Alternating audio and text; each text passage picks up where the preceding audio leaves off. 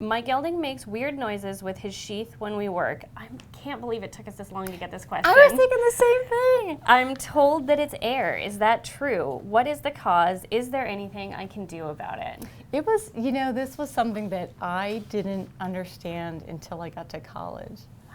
Yeah, because I was somewhere and the horse was making it and I was like, I wonder what that sound is. And all my friends stopped and went, you don't know? So I know now. But so we'll make sure that does not happen to you. Yeah. Well, we don't know how old you are. That's right. It may be too late for you. It may be too late.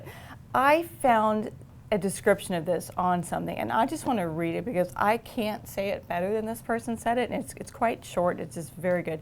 But it's an app called Horse Side Guide, and they called it an odd groaning or squeaking sound originating from the sheath can occur when a male horse, so that's an important point, stallion or gelding, trots. And it's thought to be caused by a tensing of the abdominal muscles, causing air to be sucked into the sheath. It's especially noticeable at the extended or an animated trot, as pressure is created in the sheath with the stretching of the abdominal wall with the increased length of stride. I put this in all caps because it's really important. It is considered a normal finding. Since the sound is caused by muscle tension and pocketed air pressure within the sheath, it may or may not lessen or disappear after sheath cleaning. People think, well, it's making a sound, so I should clean it, which is a reasonable conclusion, but not necessarily not a squeaky wheel needs the grease situation. No, and that was an excellent analogy. Thank you. So it's not a cause of concern unless other signs accompany it. In rare cases, sounds can come from deep wounds to the armpit or groin. A sucking sound can be heard sometimes after a horse has been castrated.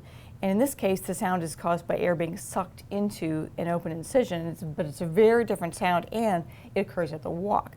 So the last point they make is if you remain concerned about this observation, then talk to your vet.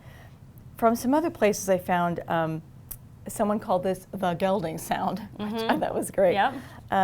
And they likened it to less of a veterinary medical issue and more of a training issue. Oh, okay. Or behavioral issue. Okay. So that if your horse is tense, tight, stiff, even unbalanced, stressed, then they tend to be tight and that the factors are set up for the sound to be made. But if ridden correctly with a long stretched round top line, an engaged core, and sort of relaxed in the head, mentally, then the tension that causes that squeak or that groaning, it doesn't happen. Interesting. So might be a question that you want to pose to a trainer instead of a vet, or both, and see what they say. Yeah. Wow. All right. So there you have it. There we go.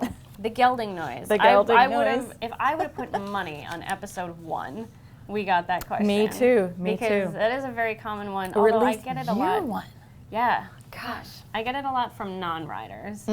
My husband was very disturbed the first time that he heard it.